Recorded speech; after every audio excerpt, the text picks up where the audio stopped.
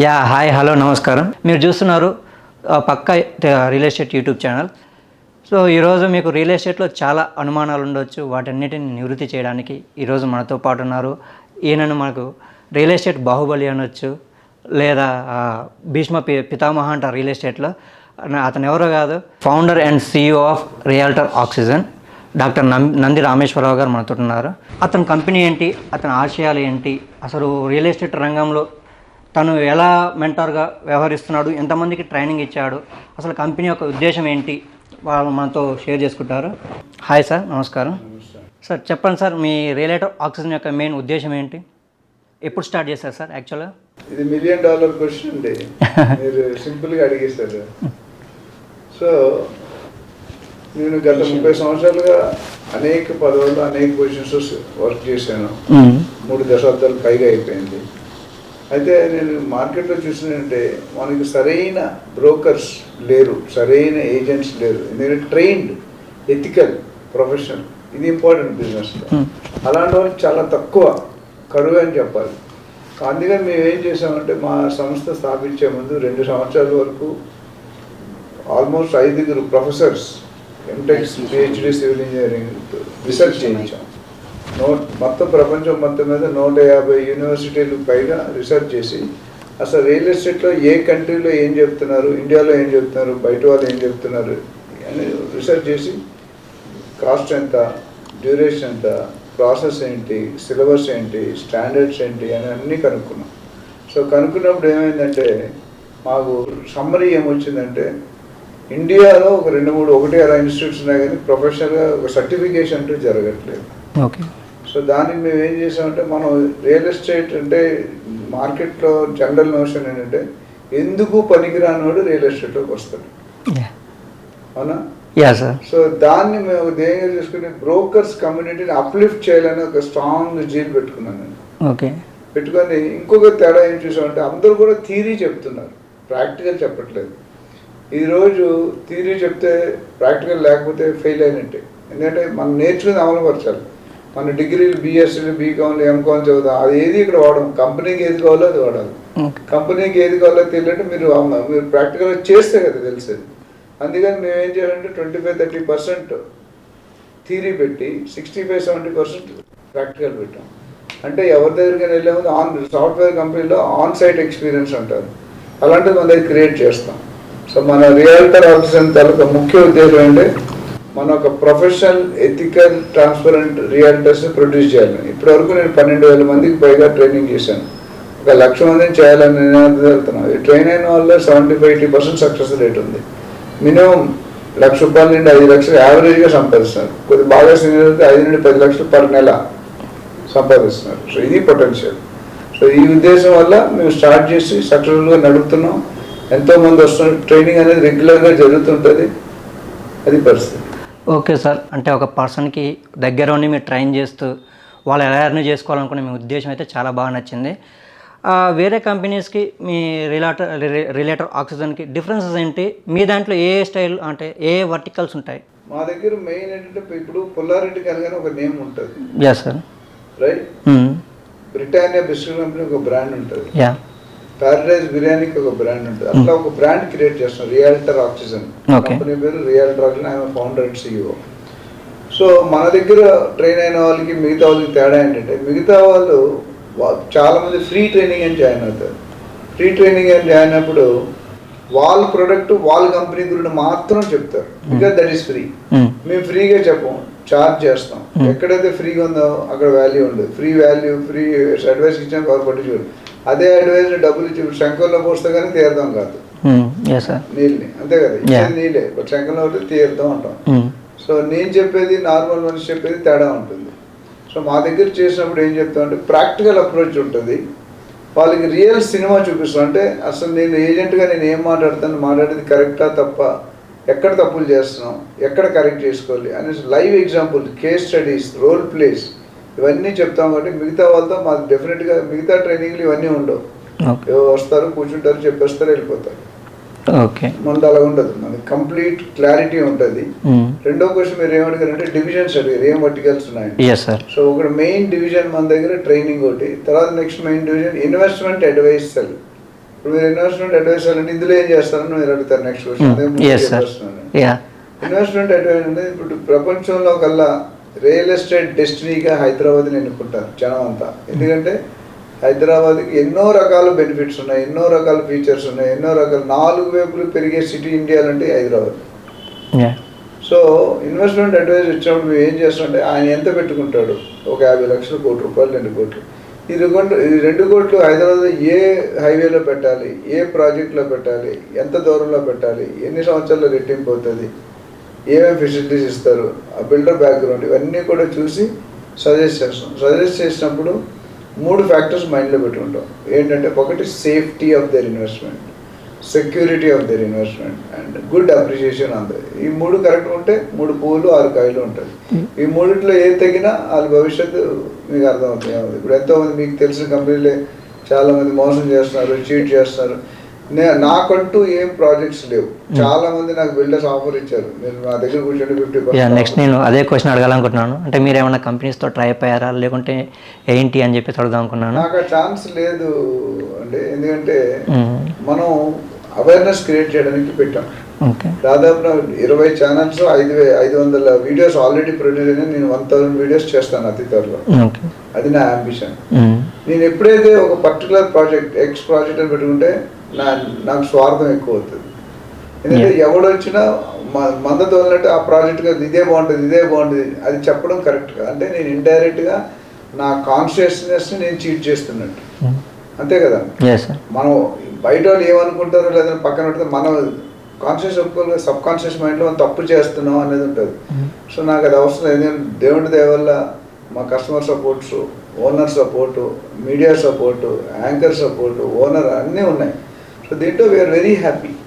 So నేను అన్నది ఏంటంటే నాకు ప్రాజెక్ట్ అంటూ లేదు, మోస్ట్లీ ఉండబోదు. అప్పుడే నేను అన్బయాస్డ్ అంటే స్వార్థం లేని డెసిషన్ ఇవ్వగలుగుతాను. అయితే నేను రికమెండ్ చేసే ప్రాజెక్ట్స్ కొన్ని ఉంటాయి. ఆ ప్రాజెక్ట్స్ క్షుణ్ణంగా పరిశీలించి దాని డిటీసీబీ ఉందా, రేరా ఉందా, జిహెచ్ఎంసీ ఉందా, హెచ్ఎండిఏ ఉందా, జీపీనా ఏంటి కనుక్కొని నేను 10 ప్రాజెక్ట్స్ వస్తే ఒక ప్రాజెక్ట్స్ కూడా సజెస్ట్ చేయాలి. 25 ప్రాజెక్టులు ఒక ప్రాజెక్ట్ సజెస్ట్. ఎందుకంటే లైఫ్ టైంలో ఎవరైనా ఒక 50 లక్షలు, 1 కోటి రూపాయలు పెడతానంటే ఒక్కసారి లేదా 2 సార్లు కొనుక్కుంటాడు. మిగతా వాళ్ళ ఇల్లీగల్ మనీ ఉంటే తప్ప లీగల్గా ఒక 50,000 నుండి 1,00,000 రూపాయలు శాలరీ తెచ్చుకుంటే జిందగీలో 1 లేదా 2 సార్లు కొనుక్కుంటాడు. ఒక ఫ్యామిలీ అన్న తర్వాత, ఒక మనిషి మానవ జన్మ ఎత్తిన తర్వాత జనాలు ఏమనుకుంటారంటే ఫస్ట్ నేను మంచిగా చదువుకోవాలి, తర్వాత మంచి జాబ్ రావాలి, తర్వాత మంచిగా భార్య భర్త రావాలి, ఇద్దరు ఎవరైతే ఆపోజిట్ ఉంటారు, తర్వాత మంచిగా పిల్లలు పుట్టాలి. ఇది దీని తర్వాత నెక్స్ట్ మంచి కారు కొనుక్కోవాలి, లాస్ట్లో వచ్చేది మంచి ఇల్లు కొని, నా ఇల్లు, నా గోడ అంటే నా ప్రాపర్టీ, నా ప్లాటు, నా బిల్డింగ్ అంటే అందులో ఉన్న సంతోషం ఇంకెక్కడా ఉండదు. నాది, నా ఇల్లు అనగానే లైఫ్లో 50% సక్సెస్ చూసినట్టు. సో నేను ఆ బిజినెస్ ఉన్నాను. రోటీ కపడా మకాన్ అంటే మకాన్ అనే తిండి, బట్ట, గూడు. నువ్వు తిండి లేకుండా ఉండగలవా? లేదు. బట్ట లేకుండా ఉండగలవా? గూడు లేకుండా ఉండగలవా? సో నేను ఆ ఇంపార్టెంట్ లైఫ్లో 3 సెగ్మెంట్స్ ఏవైతే ఇంపార్టెంట్ ఆ సెగ్మెంట్లో ఉన్నాను. ఇప్పటివరకు దాదాపు 12,000 పైనే ప్రాపర్టీ ఓనర్స్ చేస్తున్నారు కెరియర్లో. సో 12,000 వంతు మాట్లాడడం అంటే 1,00,000 మంది కపుల్స్తో మాట్లాడి 20 సంవత్సరాల కపుల్ నుండి 75 సంవత్సరాల కపుల్ దాకా ఎక్స్పీరియన్స్ ఉంది. అండ్ ఎందుకు చెప్తున్నా 20 ఏళ్ళు థింకింగ్ వేరుంటుంది, 50 ఏళ్ళు థింకింగ్ వేరుంటుంది, 75 ఏళ్ళు థింకింగ్ వేరు. బట్ వీళ్ళు ముగ్గురిని హ్యాండిల్ చేయడం చాలా కష్టం, కత్తి మీద సాము లాంటిది. సో నాకు తెలిసిన కూడా సర్కిల్లో కూడా మీ గురించి చెప్పినప్పుడు చాలామంది కూడా రియల్ ఎస్టేట్లో ఉన్న ప్రతి ఒక్కరికి ఐడియా ఉంటారు మీరు. సో వాళ్ళు ఏమన్నారంటే, నాకు తెలిసిన వాళ్ళు నంది రామేశ్వరరావు గారు అంటే ఒక కస్టమర్ ఏ పాయింట్ ఆఫ్ వ్యూలో ఆలోచించి ప్లాట్ ఇన్వెస్ట్ చేస్తాడో దానికంటే ముందర ఆయన ఆలోచించి ఎక్కడ అలాంటి ప్రాజెక్ట్ని రికమెండ్ చేస్తాడో. సో అలాంటి ప్రాజెక్ట్లో మేము పెట్టి చాలామంది కూడా సక్సెస్ అయ్యాము. One of the best guide అని అనుకోవచ్చు రియల్ ఎస్టేట్లో అని చెప్పేసి కూడా నాకు చాలామంది ఫీడ్బ్యాక్ ఇచ్చారు సార్. సో వినగానే చాలా సంతోషంగా ఉంది. సో అలాంటి వారితో నేను ఈరోజు మీట్ అవుతున్న సరికి ఫస్ట్ ఎగ్జైట్ ఫీల్ అయ్యాను నేను. అండ్ నెక్స్ట్ వచ్చేసి మీరు 2 డివిజన్స్ చెప్పారు సార్, ఇంకో నెక్స్ట్ 3 డివిజన్స్ ఏంటి సార్? థర్డ్ డివిజన్ ఏంటంటే బ్రోకరేజ్ డివిజన్, థర్డ్ పార్టీ అంటే బయర్ ఉంటాడు, సెల్లర్ ఉంటారు, వాళ్ళని కలిపి మనం ట్రాన్సాక్షన్ చేస్తాం. ఎక్కడైనా మేము పర్మిషన్ లేని కానీ ఇల్లీగల్ కానీ అట్లా ప్రాపర్టీస్ డీల్ చెయ్యము. ఓనర్స్ ఎవరితో ముందు చెక్ ప్రాపర్టీ చూడకుండా మనం ప్రాపర్టీ మార్కెట్ చేయము. నాలుగో డివిజన్ ఏమంటే మెంటరింగ్. మెంటరింగ్ అంటే చాలామంది ఇండస్ట్రీలో 30 సంవత్సరాలు బట్టి తాతలను అడుగుతారు, మనవాళ్ళని కొడుకుల్ని దింపుతారు. దింపినప్పుడు వాళ్ళకి సరిగ్గా ఇలాంటి అనుభవం రాక బిజినెస్ పాడైపోతారు. చాలా బిజినెస్ వాళ్ళ ఆ ఇండివిజువల్ యంగ్స్టర్స్కి, డైరెక్టర్స్కి, ఎంటర్ప్రినర్స్కి మేము ట్రైనింగ్ ఇస్తాం. సో మెంటరింగ్ అండ్ ట్రైనింగ్ అనేది గ్రూప్లో ఇస్తాం. మెంటరింగ్ అనేది గ్రూప్ 1 ఇస్తాం. ఎందుకంటే ఒక డైరెక్టర్ గ్రూప్లో కూర్చోటే కంఫర్ట్ ఉండడు. దానికి 1000 కోట్లు ఉండొచ్చు, 2000 కోట్లు ఉండొచ్చు, 3000 కోట్లు ఉండొచ్చు, బట్ హ్యాండ్స్ ఆన్ ఎక్స్పీరియన్స్ ఉండాలి. అది లేకపోతే ఫెయిల్ అవుతాం. సో అదొక డివిజన్. Next project marketing.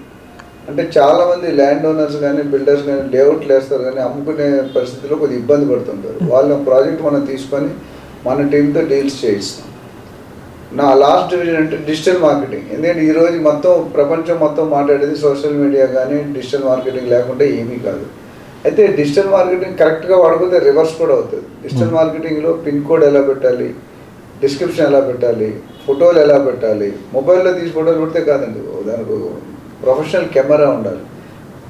ఇల్లుని చూసి ఇల్లాల గురించి చెప్పమన్నారు. నువ్వు పెట్టే ఫోటో బట్టి నీ లైఫ్ చెప్పేస్తాను, నీ కంపెనీ తాలూకు క్వాలిటీ. సో ఆ విధంగా మేము అన్ని విషయాల్లో డౌన్ టు ది లెవెల్ వెళ్ళి కింద నుండి చాలామంది నన్ను ఏమంటారంటే డిజిటల్ మార్కెటింగ్ లీడ్స్ ఇస్తారా అంటారు. ఇవ్వను. ఇప్పుడు నేను లీడ్స్ ఇస్తానంటే మీరు నమ్మకూడదండి. ట్రైనింగ్ ఫస్ట్ క్వశ్చన్, సార్ మీరు లీడ్స్ ఎన్ని ఇస్తారు? నేను లీడ్స్ ఎలా ఇస్తాను? నా దగ్గర 100 మంది ట్రైన్ అయ్యారు అనుకోండి, నాకు 2 లీడ్స్ వచ్చాయి, 100 మందికి ఇవ్వాలిగా. అప్పుడు నీ క్లోజింగ్ ఛాన్స్ ఎక్కడ ఉంటుంది? 1% కూడా ఉండదు, 2%, 1%. అదే నేను లీడ్ ఎలా జనరేట్ చేయాలో చెప్పాను అనుకో, నీ లీడ్ ఎవరికి తెలియదు. మీకు అర్థం? అందుకే బిర్యానీ, రెడీమేడ్ బిర్యానీ ఇవ్వను, బిర్యానీ ఎలాగ ఉండాలో చెప్తాను. అప్పుడు ఎప్పుడు కావాలంటే అప్పుడు వండుకుంటాడు. అది మన ట్రైనింగ్లో ప్రత్యేకత. మెంటరింగ్లో కూడా వాళ్ళు ఫిజికల్గా సమస్యలు వచ్చేటప్పుడు దాన్ని ఎలాగ సిచ్యువేషన్ ఎలాగ హ్యాండిల్ చేయాలి యాజ్ ఏ డైరెక్టర్గా అనేది దాని మీద ఎక్కువ ఫోకస్ చేస్తాం.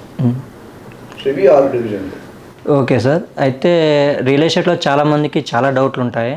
సో నేను ఫస్ట్ రియల్ ఎస్టేట్ అనగానే ఒకప్పుడు మనకి ట్రెడిషనల్ రియల్ ఎస్టేట్ ఉండే, అంటే ఒక విలేజ్లో ఒక గ్రూప్ ఆఫ్ పీపుల్ ఉండేవాళ్ళు. వాళ్ళు వచ్చేసి వాళ్ళు మాత్రమే రియల్ ఎస్టేట్ చేసేవారు. నవే డేస్ ఎలా ఉంది అంటే ప్రతి ఒక్కరికి చాలామందికి ఇంట్రెస్ట్ వచ్చింది, మేము కూడా రియల్ ఎస్టేట్ చేయాలి, సో సరైన ప్రాజెక్ట్ చూడాలి, సరైన గైడెన్స్ కావాలి, సరైన ట్రైనింగ్ కావాలి అని చెప్పేసి చాలామంది ఈ టైప్లో ట్రై చేస్తున్నారు.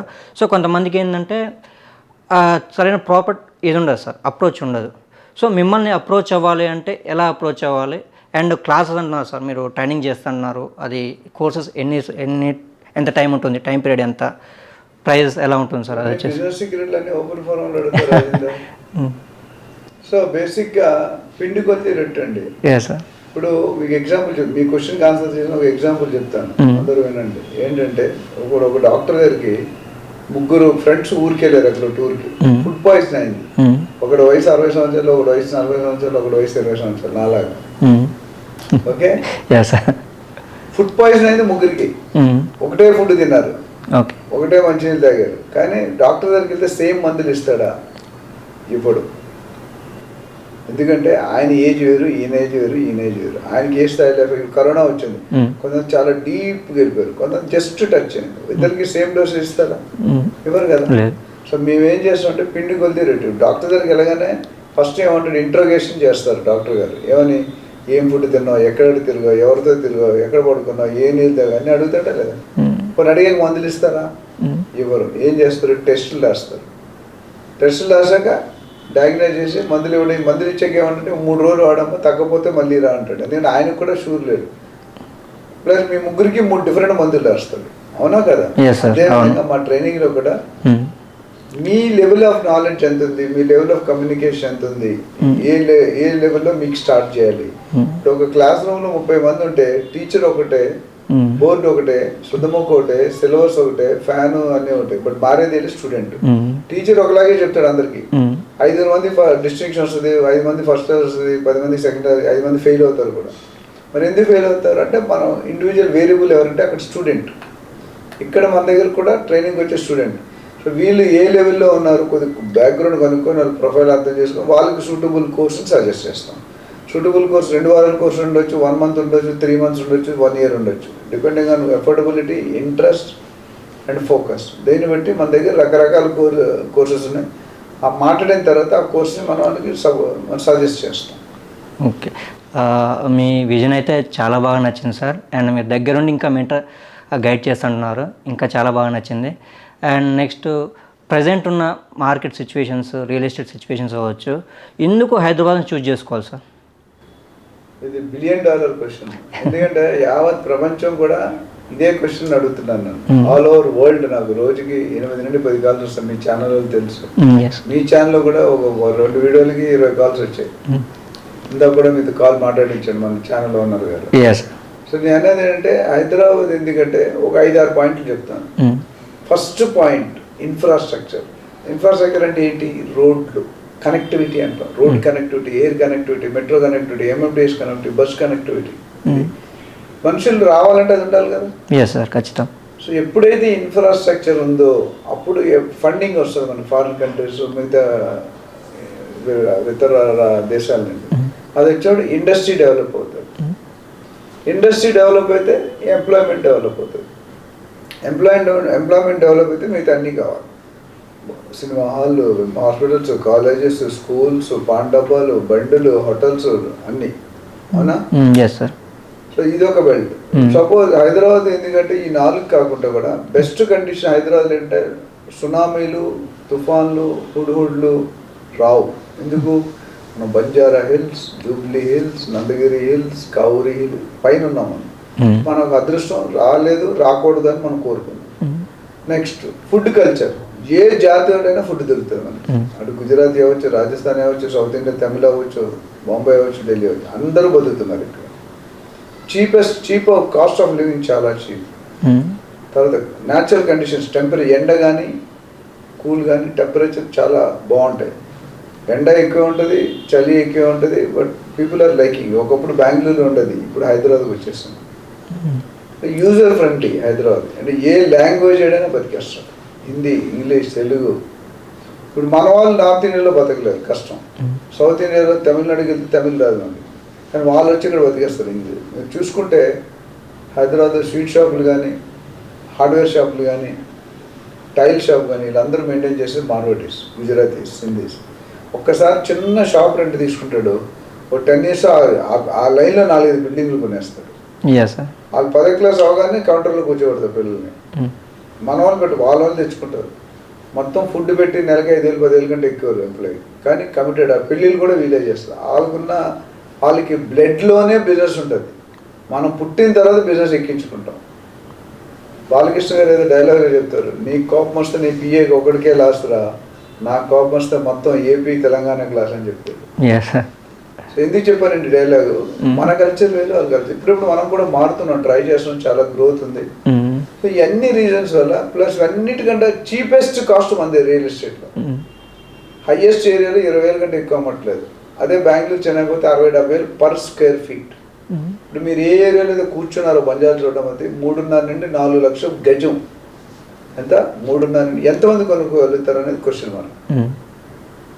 10,000కి అవైలబుల్ ఉంది, 5,000కి ఉంది, ఎక్కడికి వెళ్ళాలి 100 కిలోమీటర్ దూరం. ఇవన్నీ ఫ్యాక్టర్స్ వల్ల అంటే ఏది ఇవన్నిటికంటే నెక్స్ట్ ఇంకో ఇంపార్టెంట్ ఫ్యాక్టర్ అంటే GQ అని చెప్తాను, గాడ్ గివెన్ గిఫ్ట్. అంటే ORR, RRR అనేది మన పెద్ద గిఫ్ట్. సిటీ నలువైపులా 4 డైరెక్షన్లో అన్నీ పెరుగుతున్నాయి. ORR అనేది 120 కిలోమీటర్, RRR అనేది 330 కిలోమీటర్లు విస్తీర్ణంలో ఉంది. అంటే ఎంత డెవలప్ అవబోతుందో ఆలోచించండి.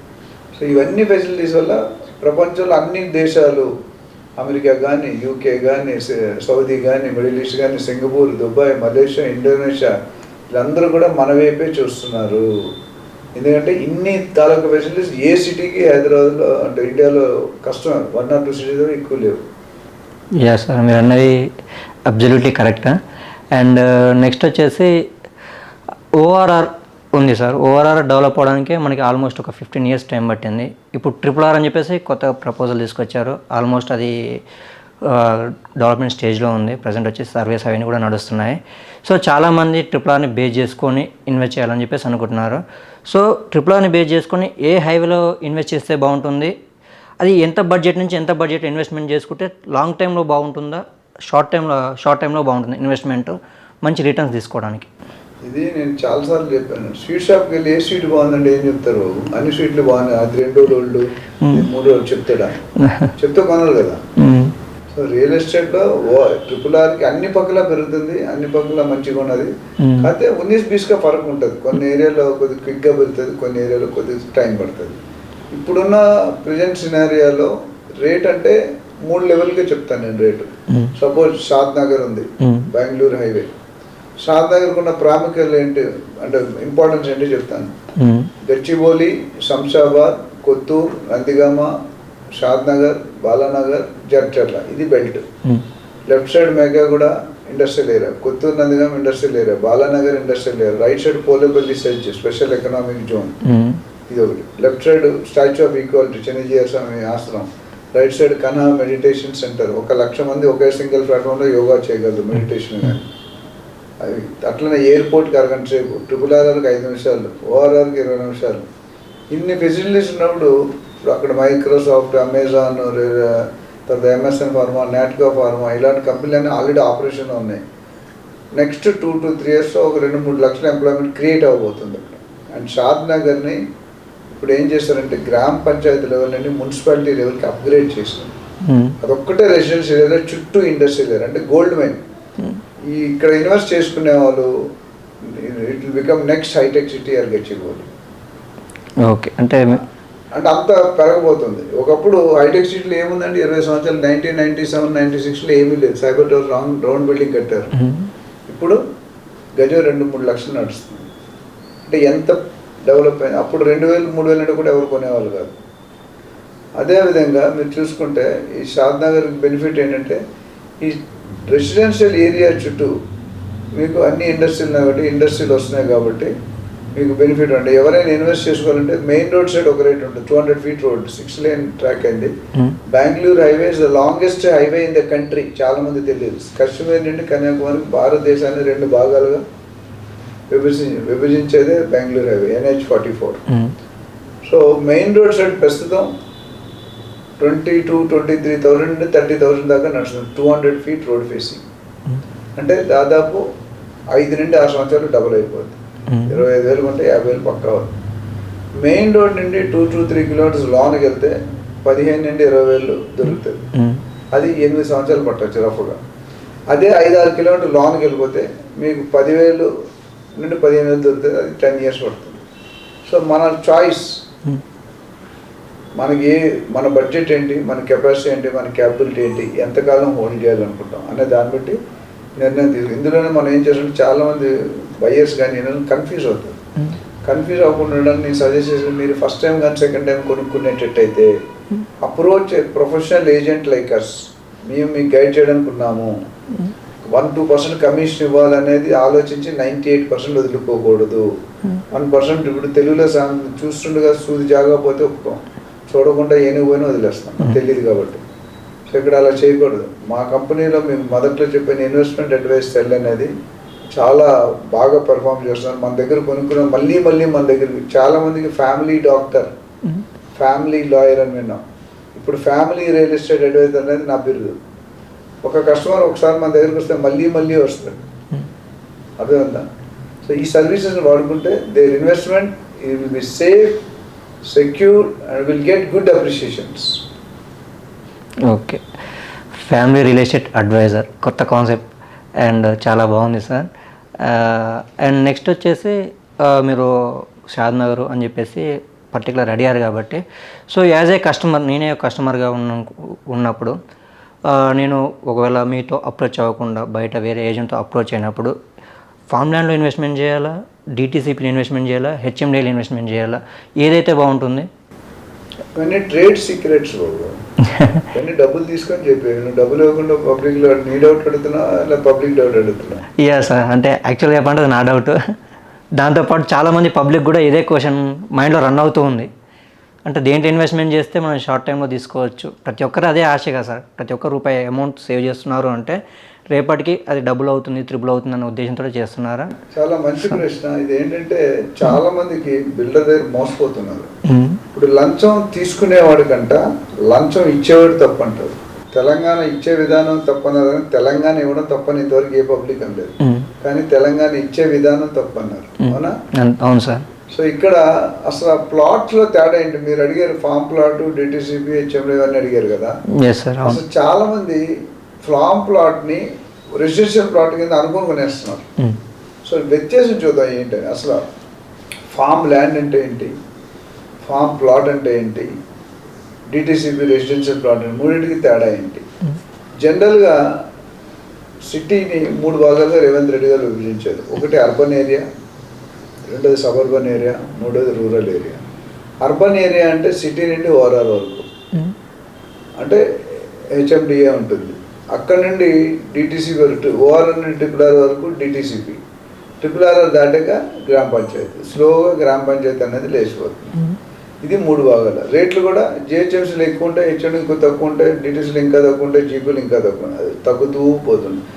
సిటీకి దూరంగా కొనుక్కుంటే రేట్ తక్కువ ఉంటుంది, సిటీకి దగ్గరగా కొనుక్కుంటే రేట్ ఎక్కువ ఉంటుంది. ఇది general principal.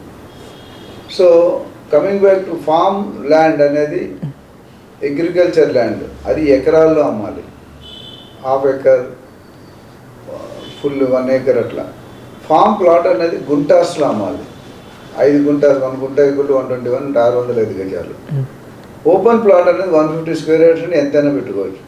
Open plot residential plot ఏదైతే ఉందో అది R1, R2, R3, R4 Jones ఉంటాయి, ఫ్రీ జోన్ ఉంటుంది, కొన్నింటిలో రిస్ట్రిక్షన్ ఉంటాయి.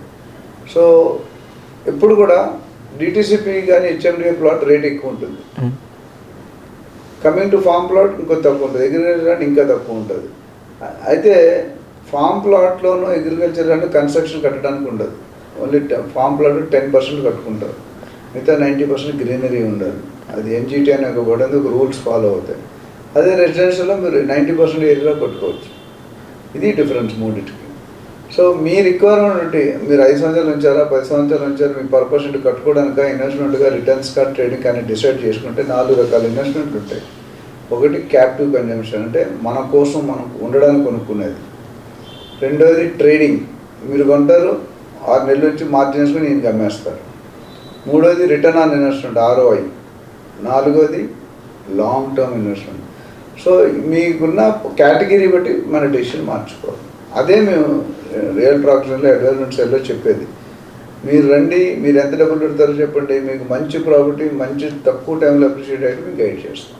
మీరు ఎంతసేపు మాతో షేర్ చేసుకున్న నాలెడ్జ్ వింటుంటే ప్రతి ఒక్క పాయింట్ మీద చాలాసేపు డిస్కషన్ చేయాలని ఉంది. బట్ పర్టికులర్గా మాకు మెయిన్గా వచ్చే కామెంట్స్ అవ్వచ్చు, కాల్స్ అవ్వచ్చు, చాలామంది customers and real estate agents అవ్వచ్చు, చాలామంది చాలా రకాల కొన్ని క్వశ్చన్ చేస్తున్నారు. వాటిలో పర్టికులర్గా మెయిన్ పాయింట్ ఫస్ట్ క్వశ్చన్ అవుతుంది మీకు వచ్చేసి, ఎలాంటి బిల్డర్ని చూస్ చేసుకోవాలి రియల్ ఎస్టేట్లో? మా పెళ్ళి అయిందా నీకు? లేదు సార్. పెళ్లి కూతురిని సెలెక్ట్ అంటే ఏం చేస్తావు చెప్పు. సో అందంగా ఉందా, చదువుకుందా, సో ఇంకా తను జాబ్ చేస్తున్నా. మెయిన్ చూడాల్సింది character, attitude, body language. So ఒక బిల్డర్ని సెలెక్ట్ చేసుకునేటప్పుడు భవనాలు చూడండి, ప్లాటింగ్ చూడండి, బట్ దానికంటే ముందు ఫస్ట్ మీరు చూడాల్సిన బిల్డర్ తాలూకా బ్యాక్గ్రౌండ్ అంటే వెనకాల కాదు, ఆయన చరిత్ర. ఎన్ని రోజులు బట్టి ఈ ఫీల్డ్లో ఉన్నారు, ఏ సెగ్మెంట్లో చేస్తున్నారు, ఏ సెగ్మెంట్ అంటే విల్లాసా, ప్లాట్సా, ఫ్లాట్సా అనేది. అట్లానే ఎన్ని ప్రాజెక్ట్స్ చేశారు, ముఖ్యంగా ఎన్ని ప్రాజెక్ట్స్ చేశారు అనే దానికంట ఎన్ని ప్రాజెక్ట్స్ టైంలో చేశారు, టైంలో డెలివరీ చేశారు, అది ఇంపార్టెంట్. ఇది ఒక సెట్. రెండోది ఆయన బ్యాంక్ తాలూకా వ్యవహారాల్లో రెప్యుటేషన్ ఎట్లా ఉంది, సిబిల్ రేటింగ్ ఎట్లా ఉంది, కంపెనీ గూగుల్ రివ్యూస్ ఎట్లా ఉన్నాయి, ఎంప్లాయీ డీలింగ్ ఎట్లా ఉంది. అంటే సేల్స్ వాళ్ళు డబ్బులు ఇచ్చేటప్పుడు ఒకలా మాట్లాడతారు, డబ్బులు ఇచ్చిన తర్వాత కోడల కంటే హీనం బతుకు, డబ్బులు ఇవ్వకపోతే అల్లుళ్ళగా చూసుకుంటారు. అంటే అందరూ కాదు, కొంతమంది. అదేవిధంగా పర్మిషన్స్ ఉన్నాయా లేదా లీగల్గా, ఈసీ ఉందా, లీగల్ ఒపీనియన్ ఉందా, డిటిసిపి ఉందా, రేరా ఉందా, హెచ్ఎండిఏ ఉందా, జిహెచ్ఎంసీ ఉందా, ఇవి చెక్ చేసుకోవాలి. ఇదంతా ఒక తంత అయితే నెక్స్ట్ సైట్కి వెళ్ళాలి. సైట్లో వ్యవహారం ఎట్లా ఉంది, ప్రికాషన్స్ ఎట్లా ఉన్నాయి, ఎంప్లాయీస్కి ఇన్సూరెన్స్ ఉందా, ఈఎస్ఐ ఉందా, పిఎఫ్ ఉందా, ఆ ఎంప్లాయీస్తో కూడా మాట్లాడాలి మీరు. ప్రతి ఒక్కరు కంపెనీ గురించి కొంతమంది గతిలాగా చేస్తారు, కొంతమంది హ్యాపీగా చేస్తారు, అది తెలియదు మనకి, అది కనుక్కోవాలి. అట్లానే కస్టమర్స్, పాత ప్రాజెక్ట్స్, ఎగ్జిస్టింగ్ కస్టమర్స్ చాలామంది ఉంటారు, వాళ్ళు పాత ప్రాజెక్ట్స్ కంప్లీట్ అయిన ప్రాజెక్ట్స్ చూడాలి. ఇదే విధంగా అంటే ప్రైసింగ్ ఎట్లా ఉంది, మార్కెట్తో కంపేర్గా ఎక్కువ ఉందా. కొంతమంది బిల్డర్స్ ఎక్కువ తీసుకుంటారు, క్వాలిటీ ఇస్తారు, కొంతమంది తక్కువ తీసుకొని క్వాలిటీ ఇవ్వరు, రెండూ కరెక్టే. కాదు మనమే ఇప్పుడు రోడ్ సైడ్ మన బండి మీద దోశ తింటే 30-40 రూపాయలు. అదే షాన్బాగు, కామాత్ హోటల్స్ ఉన్నాయి, స్వాగత్ వెళ్తే 100-150 రూపాయలు. తాజకృష్ణకి వెళ్తే 800-1000 రూపాయలు ఉంటుంది. మినపప్పు లేకుంటే దోశ వస్తుందా? రాదు కదా. మరి ఎందుకు రేటు వేరేగా ఇస్తున్నారు? సో అక్కడ ఉన్న క్వాలిటీ అక్కడ ఇప్పుడు తాజకృష్ణకి వెళ్తే పక్కనే స్విమ్మింగ్ పూల్ ఉంటే స్విమ్మింగ్ చేస్తూ కనిపిస్తారు. బండి దగ్గర కనిపిస్తారా? 4 పైన ఉంటుంది బండి. సో అట్లా చాలా బిల్డర్ను కూడా మనం ఏ కేటగిరీలో చూస్తున్నాం, ఏ గ్రేడ్లో ఉన్నారు. There is A grade, B grade, C grade, D grade. ఎవరి బిజినెస్ వాళ్ళు, ఎందుకంటే ఎవరికున్న స్తోమత తోటి వాళ్ళు కొనుక్కుంటారు. సార్ మీరు ఈ పాయింట్ చెప్తున్నప్పుడు నాకు ఒక క్వశ్చన్ రైజ్ అయింది. ఏంటంటే బిల్డర్ ప్రొఫైల్ చూడాలి అని చెప్పేసి మీరు అన్నారు కదా. సో అలాంటి ప్రొఫైల్ చూసి చాలామంది ఏంటంటే వాళ్ళు ఇంకో దగ్గర వెంచర్ వేసేటప్పుడు ప్రీ లాంచ్ అని చెప్పేసి ఒక కాన్సెప్ట్ని రైజ్ చేస్తారా? సో అలాంటి బిల్డర్స్ దగ్గర ట్రస్ట్ చేయొచ్చా? అసలు ప్రీ లాంచ్ అనే కాన్సెప్ట్ మనం ట్రస్ట్ చేయొచ్చా? 120% ట్రస్ట్ చేయకూడదు. ఎందుకంటే ప్రీ లాంచ్ అనేది ఫ్యూచర్లో బోర్డు తిరగేయడానికి నాంది పలుకుతారు. ఎందుకంటే ప్రీ లాంచ్ అంటే ఏంటి? మన దగ్గర డబ్బులు లేవు, పబ్లిక్ డబ్బులతో బిజినెస్ చేయాలి. ప్రీ లాంచ్ అంటే వాళ్ళు ఏమంటే ఒక ప్రాజెక్ట్ చేస్తాను నేను 100 ఎకరాల్లో, ఒక 100 ఎకరాల్లో 800-900 ప్లాట్స్ వస్తున్నాయి సైజుని బట్టి. ఆయన దగ్గర డబ్బులు లేవు ఒకటి 10,000, 3 సంవత్సరాల తర్వాత దాని రేటు 10,000 ఉంటుంది. ఇప్పుడు 6,000కి ఇచ్చేస్తానంటాడు. 6,000కో 6,500కో అంటే మన 35% డిస్కౌంట్ వస్తుంది. మనం డిస్కౌంట్ చూసుకుంటాం కానీ ప్రిన్సిపల్ అమౌంట్ చూసుకోవట్లే. సో ప్రీ లాంచ్ ఎప్పుడైతే ఏమీ ఉండవు, అప్రూవల్స్ ఉండవు. ప్రీ లాంచ్ అంటే అర్థం ఏంటంటే ప్రీ మెచ్యూర్డ్. డెలివరీ ఎప్పుడు అవుతుంది? 9 months అయ్యాక కదా డెలివరీ అయ్యేది. ఇక్కడ ప్రీ లాంచ్ అంటే పర్మిషన్స్ ఉండవు, రేరా ఉండదు, జిహెచ్ఎంస్ ఉండదు, డిటీసీ ఏమీ ఉండదు. ఏమీ లేకుండా 90%, 95% కట్టండి అంటారు. ఎందుకంటే మీ ఫ్యూచర్లో 35-40% డిస్కౌంట్ ఇస్తాం. చాలామంది డిస్కౌంట్ చూసి వెళ్ళిపోతారు కానీ ఒరిజినాలిటీ తెలుసుకోరు. డబ్బులు కట్టిన తర్వాత సాహితీ అనే కంపెనీ 1,800 కోట్లు జనాలకు టోపీ పెట్టింది. అట్లా ఎవ్రీ వీక్ ఒక బిల్డర్ మోసం చేశాడని వింటూనే ఉన్నాం. ఆ రిస్క్ తీసుకోండి. నేను సజెస్ట్ చేసేదంటే ఒక 1,000 రూపాయలు, 2,000 పర్ స్క్వేర్ ఫీట్ ఎక్కువైనా పర్మిషన్ ఉన్నది కొనుక్కోండి. ప్రీ లాంచ్ కొనుక్కోకండి. ప్రీ లాంచ్లో 100%, 95% ఫెయిల్యూర్ కేసెస్ ఎక్కువ ఉంటాయి. ఎక్కడో 1-5-10% మంచిగా ఉండొచ్చు. బట్ ఆ 5-10% ఎవరు అనేది మీకు ఎట్లా తెలుస్తుంది? దొంగ దొరికితే కదా, దొర దొరికితే కదా దొంగ అవుతాడు. ఇప్పుడు బట్టల షాపులు ఉన్నాయి కదా, పెద్ద పెద్ద షాప్, పేర్లు చెప్పను. మీరు రోడ్డు మీద వెళ్తుంటే 50% అని ఉంటుంది పెద్దగా బోర్డు మీద. ఏది 50% డిస్కౌంట్ అని పెద్ద రాస్తాడు. పక్కనే చిన్నది ఏం రాస్తాడు తెలుసా? అప్ టు అని రాస్తాడు. అది ఎవరు చూడరు. ఇప్పుడు మీరే ఉన్నారు, పెళ్ళైంది, మీ వైఫ్కి చీర కొనాలి, 50% డిస్కౌంట్ తీసుకెళ్తారు. తీసుకెళ్ళినప్పుడు బాబు 50% డిస్కౌంట్ చీరలు చూపించండి అని 50,000 చీర పెడతాడు. ఇక్కడ ఉన్న వాళ్ళు ఎవరైనా 50,000 చీర వైఫ్ కొనే స్థాయిలో ఉన్నారా? లేరు కదా. అంటే ఇప్పుడు అక్కడికి వెళ్ళి నువ్వే మీ వైఫ్కి లేని ఐడియాని ఇచ్చావు, నీకు చీర కొని పెడతా మ్యారేజ్ డేకి రా అని. అక్కడికి వెళ్తే నువ్వు 5,000 చీర కొందాం అనుకుంటే 50,000 చెప్పాడు. 50,000 50% డిస్కౌంట్ ఇచ్చినా 25,000. మనం నార్మల్ ఫ్యామిలీ వాళ్ళు కొనుక్కోలేరు. సో మీరు చీర కొంటారా? కొంటే ఇంటికి వచ్చే ఫుడ్ ఉంటుంది, లేకపోతే నువ్వు బయట ఉంటావు. సో ఆ విధంగా అది ఎగ్జాంపుల్ చెప్తున్నా, నాకు ఎవరి మీద కోపం కాదు, జరిగేది. భర్తగా మన పొజిషన్ చాలా, డైవర్స్ కేసు ఇది ఒక రీజన్. డైవర్స్ నువ్వు కొంటానిచ్చావు, కొనలేదని. ఏ మెంబర్ అయితే ఫ్యామిలీని బ్యాలెన్స్ చేయలేడో వాడు బయట సక్సెస్ కాడు. ఫ్యామిలీని బ్యాలెన్స్ అంటే వైఫ్ని, అమ్మని ఎస్పెషల్గా. చాలామంది ఫెయిల్ అయ్యేది ఏంటంటే అమ్మని చెప్తే వైఫ్కి కోపం వస్తుంది, వైఫ్కి చెప్తే అమ్మ కోపం వస్తుంది. ఇప్పుడు మీరు మా ఇంటికి వచ్చారు, విశ్వ చాలాసార్లు వచ్చాడు. మా ఫ్యామిలీలో ఫ్రెండ్స్లో ఉంటాం. Nobody is more, nobody is less. ఆ బ్యాలెన్స్ చేయగలడు లైఫ్లో సక్సెస్ అవుతాడు. నా సక్సెస్ నేను చాలామంది చెప్పాను, a successful man will have 1 woman behind him. And unsuccessful man will have 2 women like him. అర్థమైందా? సో నేను ఎందుకు చెప్తున్నానంటే ప్రీ లాంచ్ అనేది ఎప్పటికీ 100% నేను వద్దనే చెప్తాను. అండ్ నెక్స్ట్ చాలామంది కస్టమర్స్ నుంచి మెయిన్గా వచ్చి ఇంకో మెయిన్ కామెంట్ ఏంటంటే బిల్డర్ ఓకే, ఎలాంటి ఏజెంట్ని సెలెక్ట్ చేసుకోవాలి? ఎలాంటి ఏజెంట్ అనేది ఇవన్నీ పెద్ద పెద్ద క్వశ్చన్లు రాజేందర్ గారు. మీరు 5 నిమిషాలు టైం ఇచ్చి ఇంజనీరింగ్ క్రాష్ కోర్సులో చెప్పమంటే ఎట్లా చెప్తామండి? మీరు డబ్బులు పే చేయాలి. మీ విశ్వ గారు అసలు డబ్బులు ఇవ్వడు ఛానల్కి. ఈ ఇంటర్వ్యూ చేసిన తర్వాత చాలామంది కూడా మీతో ట్రావెల్ చేయడానికి ఇంకా ఇంట్రెస్ట్ చేస్తారు సార్. ఏజెంట్ అనేది ఒక చాలా పెద్ద పదం అండి. అమెరికాలో, యుఎస్లో, యూకేలో అటు సైడ్ అంటే బ్రోకర్ అనగానే ఒక పెద్ద విలువ. 100 కోట్ల బిజినెస్ కూడా బయ్యర్ సెల్లర్ కలుపుకుంటూ బ్రోకర్ మీద ఆధారపడి చేస్తారు. ఇక్కడ ₹1,00,000 ఏదైనా ఏజెంట్ ఇస్తే నెక్స్ట్ 2 నెలలు ఫోన్ ఎత్తాడు. ఆ కల్చర్ నుండి మా రియల్టర్ ఆక్సిజన్లో మెయిన్ ఉద్దేశం అదే. అన్ప్రొఫెషనల్ నుండి ప్రొఫెషనల్ చేయాలి, అనెథికల్ నుండి ఎథికల్ చేయాలి, సర్వీస్ ఇవ్వడం కావాలి. డబ్బులు తీసుకుంటే మన బ్రోకరేజ్నే కమిషన్నే ఇంపార్టెంట్గా పెట్టుకోకూడదు. కస్టమర్ రిక్వైర్మెంట్స్ ఎవరైతే పెట్టుకుంటారో, ఒక కస్టమర్కి మీరు ఇందాక అన్నారు గైడ్ అనేవాడు, చాలా మంచి పదం, నాకు ఇష్టమైన పదం. ఏంటంటే ఒక కస్టమర్ వచ్చినాడు ఒక తమ్ముడిలాగా, ఓ అన్నయ్యలాగా, ఓ అక్కలాగా, ఓ చెల్లిలాగా చూసుకొని ఏజెంట్ కమిషన్ కోసం పనిచేసినట్టు కాకుండా మీరు ఒక గైడ్గా, ఒక అడ్వైజర్గా, ఒక బ్రదర్గా, ఒక మెంటార్గా గైడ్ చేయాలి. ప్రతి కస్టమర్ కూడా ఒక ప్రాబ్లం ఉండి మీ దగ్గరికి వస్తాడండి ఏజెంట్కి. ఆ ఏజెంట్ ఆ ప్రాబ్లమ్ని గ్రహించి సొల్యూషన్ ఇస్తేనే మార్కెట్లో ఉంటావు. లేకపోతే కొన్ని సినిమాలు చూడు బాగా అడ్వర్టైజ్ చేసి ఎలా ఫెయిల్ అవుతున్నాయి. రీసెంట్గా కూడా ఒకేసారి పెద్ద పెద్ద స్టార్స్ అడ్రస్ లేకుండా పోయింది. సో కమింగ్ బ్యాక్, ఏజెంట్లు సెలెక్ట్ చేసుకునేటప్పుడు ఫస్ట్ ఆయన బ్యాక్గ్రౌండ్ సేమ్, బిల్డర్కి ఈయనకి ఆల్మోస్ట్ సేమ్ ఫ్యాక్టర్స్. ఒక బ్యాక్గ్రౌండ్, ఎన్ని డీల్స్ చేశాడు, ఎంతమంది కస్టమర్స్తో మాట్లాడాడు, ఆయన కస్టమర్లు ఎవరైతే పనిచేసి డీల్స్కి వచ్చాడో వాళ్ళ రిఫరెన్స్ అడగాలి. ఆ కస్టమర్ నెంబర్ కానీ ఓనర్ నెంబర్ నుంచి ఈయన గురించి తెలుసుకుంటే ఆయన ఎప్పుడైతే నెంబర్లో ఉన్నాడో నువ్వు ఆలోచించాలి. సో 2-3 ఏజెంట్లు తీసుకొని నువ్వు ఇంటర్వ్యూ చేసుకొని సెలెక్ట్ చేసుకోవాలి. ఇంకా మెయిన్ ఏంటంటే అసలు ఆయనకి బాడీలో అసలు ఆయనకి అతా ఉందా పతా ఉందా. చాలామంది ఏజెంట్స్కి ఆఫీస్ ఉండదు, అడ్రస్ ఉండదు, విజిటింగ్ కార్డు ఉండదు, వెబ్సైట్ ఉండదు.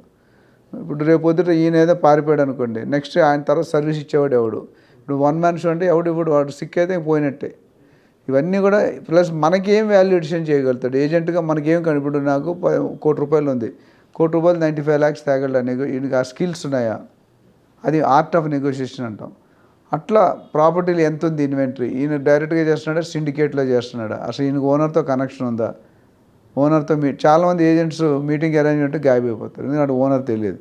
ఆడికి ఎవడో లింక్ చెప్పి ఉంటాడు, వాడికి ఎవడో 10 మంది ఉంటారు, వీడు 10వ వాడు అయి ఉంటాడు. 9 మంది ఫస్ట్ చోటు కలిసాడు ఓనర్ని, మిగతా 9 మంది ఆ ఓనర్ ఆ ఒక్కడి మీద బేస్, ఆ ఒక్కడే గాయబ్ అయిపోతాడు.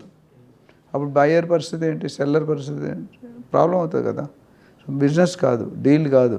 సో ఇలాంటి వాళ్ళని పెట్టుకుంటే మీరు ఎప్పుడైతే బయ్యర్ సెల్లర్స్ కొనుక్కునే వాళ్ళు బ్రోకరేజ్ ఇవ్వడానికి ఆలోచించే ఒక చీపు ఎవరో ఒకటి దొరికే పెట్టుకుందాం అంటే వర్కౌట్ కాదు. మున్నాబాయ్ MBBS లాగా ఉండకూడదు. వాడికి నాలెడ్జ్ ఉండాలి, ఆ ఏరియాలో గ్రిప్ ఉండాలి. ముఖ్యంగా అడగాల్సిన గత 1 yearగా నువ్వు ఆ ఏరియాలో ఎన్ని డీల్స్ చేశారు అది కనుక్కుంటే రియాలిటీ. అసలు ప్రొడక్ట్ నాలెడ్జ్ ఉందా, జోగ్రఫికల్ నాలెడ్జ్ ఉందా, కమర్షియల్ నాలెడ్జ్ ఉందా, డాక్యుమెంటేషన్ నాలెడ్జ్ ఉందా, ఇలాంటివన్నీ చూసుకొని సెలెక్ట్ చేయి. ఒకవేళ ఇది చేసుకోవడం రాకపోతే మాలాంటి వాళ్ళని అప్రూవ్ అయితే వీ విల్ సజెస్ట్ మంచిగా వెల్ ట్రైన్డ్ ఏజెంట్స్ని. అయితే నేను దీంట్లో ఒక చిన్న పాయింట్ చెప్పాలనుకున్నాను సార్. నాకు తెలిసిన సర్కిల్లో నా ఫ్రెండ్స్ కూడా చాలామంది ఏంటంటే నాకు తెలిసిన పర్సన్ ఈయన ఫలానా కంపెనీలో చేస్తున్నాడు, మంచి ప్రాజెక్ట్స్ ఇప్పిస్తున్నాడు అని చెప్పేసి వాళ్ళు తీసుకునేంత వరకు ఒకలా ఉంటున్నారు ఏజెంట్స్. ప్లాట్ కొన్న తర్వాత ఆ ప్రాజెక్ట్ డెవలప్ అయితే మేము కాదు, డెవలపర్స్ వేరు, వాళ్ళు చేస్తారు, మాకేం సంబంధం లేదని చెప్పేసి ఫోన్ స్విచ్ ఆఫ్ చేయడము, లేకుంటే కాల్ లిఫ్ట్ చేయకపోవడం, ఈ టైప్లో చేస్తున్నారు సార్. సో ఇలాంటి పాయింట్ ఆఫ్ వ్యూలో మీరు ఏజెంట్కి మీరు ఏమైనా సజెషన్ చేయగలుగుతారా సార్? ఫస్ట్ ఇక్కడ ఏంటంటే ఏదైనా ప్రాజెక్ట్ కొనుక్కునేటప్పుడు డైరెక్ట్గా బిల్డర్ ఎవరైతే ఓనర్ ఉన్నారో, president, vice president, CEO, MD, chairman ఉంటారు కదా, వాళ్ళని మీరు డబ్బులు ఇచ్చే ముందు కలవాలి. ఏజెంట్లు, సేల్స్ పర్సన్స్ ఓనర్ని కల్పించకుండా ఉండడానికే ట్రై చేస్తారు. వాళ్ళకున్న లోకల్ ప్రాబ్లమ్స్ వాళ్ళకు ఉంటాయి. బట్ మనకు అనవసరం, మనం ₹1,00,00,000 పెడుతున్నాం అంటే దీని ప్రాజెక్ట్ కట్టేవాడిని కలవాలని, ప్రాజెక్ట్ అమ్మేవాడిని కలిస్తే కాదు. అమ్మేవాడిని కలవండి, గైడెన్స్ తీసుకుని వాళ్ళ కమిషన్ వాళ్ళకి ఇవ్వండి. కానీ you ensure that you meet the builder in person in his cabin once. ముందుగా సడన్గా వెళ్ళి నువ్వు కలంటే బిల్డర్ కలవాడు, ఆయనకున్న ప్రాబ్లమ్స్, ఆయనకున్న అపాయింట్మెంట్స్ ఉంటాయి. ఒక 2-3 రోజులు ప్రేయర్ ఇంటిమేషన్ ఇచ్చి, సార్ మీ ప్రాజెక్ట్లో ఈ ప్రాపర్టీ తీసుకోవాలనుకుంటున్నాము, మిమ్మల్ని కలిసి కొన్ని డౌట్స్ ఉన్నాయి, క్లారిఫై చేద్దాం. డెఫినెట్గా బిల్డర్ కలుస్తాడు. MD అనే సీనియర్ లాంగ్ టర్మ్ ఉంటే కలుస్తారు. కలిసి ఇప్పుడు ఆయనతో ఒక 1/2 hour 1 hour మాట్లాడితే ఆయన తాలూకు విజన్ ఏంటి, ఒక మనిషి ఇప్పుడు మీరు ఇందాక అన్నారు నాతో ఫస్ట్లో మాట్లాడింది, ఇప్పుడు చాలా విషయాలు తెలుసుకుంటున్నా సార్, తెలియని విషయాలు అన్నారు. మనిషితో మాట్లాడితే కదా నీకు తెలిసి. నన్ను చూడగానే నన్ను ఏదో ప్రొఫైల్ పంపించాడు చూద్దాం లేదు జనరల్, ఇప్పుడు వచ్చిన తర్వాత కదా నీకు సింహం నవ్వింది కదా ఫోటోగ్రాఫ్ తీసుకుంటే ఏమవుతుంది, ఫోటోలో సింహం ఉంటుంది, నువ్వు ఉండవు. అర్థమైందా? సో ఈ బిల్డర్ని కలవకుండా ఇప్పుడు ఏజెంట్స్ కూడా అందుకని పరీక్షించుకోవాలి. మీరు ఏజెంట్ సెలెక్ట్ చేసుకునేటప్పుడే మీరు ఇవన్నీ పరిశీలన చేయాలి, క్షుణ్ణంగా చెక్ చేసుకోవాలి. చెక్ చేసి ఏజెంట్ సజెస్ట్ చేయాలంటే నా కోర్స్ జాయిన్ అవ్వని చెప్తాను, నా పద్ధతులు చెప్తాను, ఇంకొక నంది రామేశ్వరరావు గారిని తయారు చేస్తాను. యా సార్, ఇంకో పాయింట్ ఏంటంటే సార్, ఇది మార్కెటింగ్ కంపెనీస్ అని చెప్పేసి వస్తున్నాయి సార్. అంటే వీళ్ళ పేరు మీద ల్యాండ్ ఉండదు, మార్కెటింగ్ తీసుకుంటారు. కొంతమంది వచ్చేసి ఓన్ బిల్డర్స్ వాళ్ళే డెవలప్మెంట్ చేసుకొని సేల్ చేస్తుంటారు. సో ఈ 2 డిఫరెంట్ సెగ్మెంట్స్లో కొంతమంది మార్కెటింగ్ కంపెనీ ట్రస్టెడ్ ఉన్నాయి, ట్రస్ట్ లేకపోయినా ఉన్నాయి. సో ఒకనొక సందర్భంలో మార్కెట్ లేనప్పుడు ఆ ట్రస్ట్ ఉన్న కంపెనీస్ కూడా అవి కూడా ట్రస్ట్ను లూజ్ అయ్యే ఛాన్సెస్ ఉన్నాయి సార్. ఇలాంటి సిచ్యువేషన్స్లో మార్కెటింగ్ కంపెనీస్ నమ్మాలన్నా లేకుంటే ఓన్ ల్యాండ్ బ్యాంక్ ఉన్న వీళ్ళని నమ్మాలా సార్? ఇద్దరిని నమ్మాలండి. బట్ ఏంటంటే మీరు క్రాస్ చెక్ చేసుకోవడం తొందరపడదు. ఎప్పుడు కూడా ప్రాపర్టీస్ కొనేటువంటి ఎమోషన్ సెంటిమెంట్లో కొడతారు ఏజెంట్స్. సార్ ఇక్కడ ఎలా ఉంటుందంటే సార్, సపోజ్ నేను ఒక మార్కెటింగ్ కంపెనీ చూస్ చేసుకున్నాను, మంచి ట్రస్టెడ్ అది. సో అంతా అయిపోయిన తర్వాత ఇప్పుడు డెవలప్మెంట్ అవ్వట్లేదు, మార్కెటింగ్ కంపెనీ వాళ్ళని అప్రోచ్ అయ్యాను. నేను అప్రోచ్ అయితే మేము కదా డెవలపర్స్, మేము వీళ్ళ దగ్గర నుంచి మార్కెటింగ్ చేసుకున్నాం వాళ్ళది అని ఫస్ట్ చెప్తున్నారు. కాకపోతే మేము పేమెంట్ చేసే ముందు ఎలా ఉంటుందంటే వాళ్ళు మొత్తం మాదే, మేమే డెవలప్మెంట్ చేస్తాం, మా చేతిలో ఉంది, 2 yearsలో చేస్తాం, 1 yearలో చేస్తాం, ఆల్రెడీ చేసాం. అదేనండి, నేను ఇందాక చెప్పా కదా, వాళ్ళు ఏమైనా చెప్పనియండి, డబ్బులు ఇచ్చేది ఎవరు? మనం. ఇచ్చేది ఎవరికి ఇస్తాం? మార్కెటింగ్ కంపెనీ ఉన్నా వాళ్ళ డాక్యుమెంటేషన్ చూడండి, వాళ్ళ పవర్ ఆఫ్ అటార్నీ ఉందా, ఓన్లీ కమిషన్ ఉందా అనేది చూసుకోవాలి. ఏది ఏమైనప్పటికీ మీరు ఓనర్ని ఇప్పుడు మార్కెటింగ్ చేసిన దాంతో ఓనర్ని కలకూడదని లేదు కదా. సో ఓనర్ని కలిస్తే మీకు రియాలిటీ అర్థమవుతుంది. అసలు ఆయన అపాయింట్ చేసిన ఏజెంటా, లేకపోతే రోడ్ సైడ్ ఏజెంటా, లేకపోతే మ్యాండేట్ ఇచ్చారా, ఎక్స్క్లూజివ్నెస్ ఇచ్చారా అనేది చెక్ చేసుకోవాలి. ఎన్ని కబుర్లు చెప్పినా చెప్పనియండి, వినండి. At the end of the day డబ్బులు ఇచ్చే ముందు రియల్ బిల్డర్, రియల్ ల్యాండ్ ఓనర్ని కలవండి. బిల్డర్ కానీ ల్యాండ్ ఒకరిని అయితే కలవాలి. అది కలిసిన తర్వాత వాళ్ళ డాక్యుమెంట్స్లో ఏం అథారిటీ ఇచ్చారు. ఇప్పుడు విశ్వ ప్రాపర్టీ ఉంది, నువ్వు అమ్మగలవా? నువ్వు అమ్మలేవు కదా. నీ ప్రాపర్టీ ఉంది, నీ భార్య కూడా అమ్మలేదు నీ ప్రాపర్టీని, నువ్వు ఒప్పుకుంటే కదా అయ్యేది. సో జీపీఏ అని అంటారు, లేకపోతే ఎస్పీఏ అని అంటారు, జనరల్ పవర్ ఆఫ్ అటార్నీ అని. సో ఎవరైనా ఎండి జనరల్గా మార్కెటింగ్ అనేది చాలా తక్కువ కేసెస్ ఇచ్చారంటే ఆ డాక్యుమెంట్ చెక్ చేసి అది క్రాస్ చెక్ చేసుకోండి. అసలు ఆ కంపెనీ ఉందా లేదా, ఆ కంపెనీలో వీడి కంపెనీ ఉందా లేదా. కొంతమంది మంచోళ్ళు కూడా ఉంటారండి, అందరూ చెడ్డ వాళ్ళు ఉంటారు. సో మీరు డాక్యుమెంటేషన్ చెక్ చేసుకుని లీగల్గా చెక్ చేసి వీడికి అర్హత ఉంటే పర్వాలేదు, అర్హత లేకపోతే అప్పుడు ఇప్పుడు మొత్తం జీపీఏ ఉందనుకోండి, నాకు సంబంధం లేదు బిల్డర్ని అడిగే మాట అంటే వీళ్ళు కొడతారు, వీళ్ళు జైల్లో పెడతారు. సో అందుకని రేరా లైసెన్స్ ఉందా వాళ్ళకి, అది ఇంపార్టెంట్. ఇందా దాంట్లో మీకు డాక్యుమెంట్స్ చెప్పే కదా, బిల్డర్స్ రేరా పర్మిషన్ ఉండాలి. ఏజెంట్ కూడా రేరా లైసెన్స్ ఉంటే రేపు ఏజెంట్ తోక జాడిస్తే మీరు కేసు వేసుకోవచ్చు. సో ఇలాంటివన్నీ చెక్ చేసుకుంటే తొందరపడి ఆవేశపడి అతిగా ఆలోచించే మగవాడు అతిగా ఆవేశపడి ఆడేది రెండుకు పనికిరావని వచ్చారు రజనీకాంత్ గారు డైలాగ్ చెప్తారు, అవునా? ఇక్కడ ఆవేశపడకూడదు. మన డబ్బులు సొంత కష్టార్జితం పెడుతున్నాం, పెట్టినప్పుడు మనం ప్రాపర్ చెక్ చేసుకుని మన ఈ దేశంలో ఒక బిల్డర్ కాదండి, వేల మంది బిల్డర్స్ ఉన్నారు హైదరాబాద్లోనే. ఎందుకు ఆ ప్రాబ్లం ఉన్నవాడు వెళ్తారు, ప్రాబ్లం లేనివాడి దగ్గరికి వెళ్ళండి.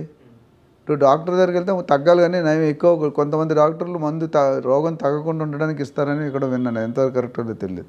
ఇప్పుడు చూడండి, బీపీ వస్తే లేకపోతే డయాబెటిక్స్ వస్తే తగ్గదంటారు, కానీ కొంతమంది రివర్స్ చేస్తామంటారు. ఏది నమ్మాలి? కొంతమంది జొన్నలు తినమంటాడు, కొంతమంది కొర్రలు తినమంటాడు, కొంతమంది గోధుమ పిండి తినమంటాడు, అంటే రకరకాలు చెప్తారు. అన్నీ వాళ్ళు మనం కన్ఫ్యూజ్ అవుతాం. You have to follow one specific procedure అని ఫాలో అవ్వండి. 10 రకాల జ్యూసులు కలుపుకొని తాగితే కడుపులో ఏమవుతుందో తెలియదు, కాక్టైల్ అంటాం దాన్ని. అవును. ఇక్కడ నేను ఎందుకు ఆ ఎగ్జాంపుల్ చెప్తానంటే, మీరు ఒక ఏజెంట్ ద్వారా వెళ్ళినప్పుడు మార్కెటింగ్ వెళ్ళడం తప్పులేదు, బట్ వెళ్ళే విధానంలో మీరు చెక్ చేసుకోకపోవడం తప్పు. సో ఇక్కడ సార్ నేను ఒకటి చెప్పాలనుకుంటున్నాను. కస్టమర్స్ ఏంటంటే ఎక్కడ తప్పు వస్తుంది అనే పాయింట్ ఫస్ట్ మైండ్లో థింక్ చేస్తారు. సో ఇలాంటి పాయింట్ ఆఫ్ వ్యూలో ఒక ప్రాజెక్ట్కి నెంబర్ ఆఫ్ అసోసియేట్స్, అది ఏజెంట్స్ వర్క్ చేస్తుంటారు. సో ఒకటే ప్రాజెక్ట్ సంబంధించిన ఒకటే కంపెనీకి సంబంధించిన ఏజెంట్స్ అవ్వచ్చు, లేదా ఒకటే ప్రాజెక్ట్ సంబంధించిన ఏజెంట్స్ అవ్వచ్చు. ఒకరు ఒక ప్రైస్ కోట్ చేస్తారు, ఇంకో ప్రైస్ కోట్ చేస్తారు. సో చాలామంది ఏంటంటే ఏడ తక్కువ వస్తుందని చెప్పేసి అక్కడికి వెళ్ళి అక్కడ మళ్ళీ లాస్ అయ్యే ఛాన్సెస్ చాలా ఉన్నాయి. సో ఇలాంటి సందర్భంలో ఇలా ఒకటే ప్రైస్ కోట్ చేసిన ఒకటే ప్రాజెక్ట్ సంబంధించిన 2 yearsని ఎలా చూస్ చేసుకోవాలి సార్? అంటే మీరు ప్రతి ఇప్పుడున్న రియల్ ఎస్టేట్ ఏ కంపెనీ అయినా ఒక 100 ఫ్లాట్లు 200 ఫ్లాట్లు ఒక 500 1000 ప్లాట్లు వేసే వాళ్ళకి వెబ్సైట్ ఉంటుంది. చాలామంది వెబ్సైట్లో ప్రైసింగ్ పెడతారు, కొంతమంది పెట్టరు. పెట్టినప్పుడు ఎవరైతే ఏజెంట్ తక్కువ చెప్తున్నాడో, ఎవరైతే ఏజెంట్ వాళ్ళని అడగండి రీజన్స్. మీ కంపెనీలో పేరు చెప్పకండి, ఏజెంట్ పేరు. ఇంకొక XY ఏజెంట్ ఈ రేట్ చెప్పారు, మీరు 2000 తక్కువ చెప్పారు అంటే ఒక రీజన్ ఏంటంటే ఈయనకు వచ్చే మార్జిన్ తగ్గించుకునే అవకాశాలు ఉన్నాయి, లేదా ఆయన బిజినెస్ ముందే అడ్వాన్స్ కట్టించి ఆయన ఇరిగిస్తే తర్వాత వాడే కడతాడు. అన్నిటికీ జిందా తెలిసిన సొల్యూషన్ అంటే you have to meet the owner of the company. ఈ డిఫరెన్స్ రాకూడదు, వచ్చిందంటే చాలా డేంజర్ అది. ఎందుకంటే మీరు ఒక సపోజ్ 1000 గజాలు కొంటున్నారు, గజానికి 1000 రూపాయలు తేడా ఉంది, 10 లక్షలు ఎగిరిపోయాక. సో అది మీరు జాగ్రత్తగా మీరు చెక్ చేసుకోవాలి, తొందరపడొద్దు. లేదా మాలాంటి ప్రొఫెషనల్ దగ్గరకు వస్తే మీకు కనుక్కుంటాం రియాలిటీ. నాకు maximum 90% of the companies chairman MDs reach ఉంది. దానివల్ల నా పేరు చెప్తే మీ కస్టమర్కి 200 తగ్గుతుంది కానీ 200 పెరగదు. నాకున్న 500 వీడియోలు చేసాం, 12,000 మందిని ఓనర్స్ చేసాం, ఇంకా చేస్తూనే ఉన్నాం. నిన్న కూడా ఒక ప్లాట్ క్లోజ్ చేసాం. నా దగ్గర ట్రైన్డ్ ఏజెంట్స్కి అదే చెప్తాం, ఎథిక్స్ ఉండాలి, ట్రాన్స్పరెన్సీ ఉండాలి, హానెస్టీ ఉండాలి. డబ్బులు commission should be A by product of your service. Commission కోసమే పనిచేయకూడదు. కమిషన్ తీసుకోండి, but commission should be A part of your process. మీరు నిజాయితీగా చేస్తే లాంగ్ టర్మ్. రియల్ ఎస్టేట్ అనేది 100 మీటర్ డాష్ కాదు, it is a long marathon. PT Usha 100 మీటర్లు గెలిచినట్టు కాదు. ఇది చేస్తున్న ఎంత లాంగ్ ఉంటే అంత బెనిఫిట్ మీకు రియల్ ఎస్టేట్లో. అదే చాలామంది ఏంటంటే ఈజీగా డబ్బులు సంపాదించవచ్చు, రియల్ ఎస్టేట్ అయితే చాలా ఎటువంటి నాలెడ్జ్ కూడా అవసరం లేదు అని చెప్పి పాయింట్ ఆఫ్ వ్యూలో ఇప్పుడు ఇంటికి ఒకరు ఆల్మోస్ట్ ప్రతి ఒక్కరు కూడా ఏజెంట్లా చేస్తున్నారు. సో ఎటువంటి క్వాలిఫికేషన్స్ ఉండవు, అండ్ వాళ్ళకి పర్టికులర్ కంపెనీ తెలియదు, రూల్స్ అండ్ రెగ్యులేషన్స్ తెలియదు, ఎలా పేమెంట్ చేయాలో తెలియదు.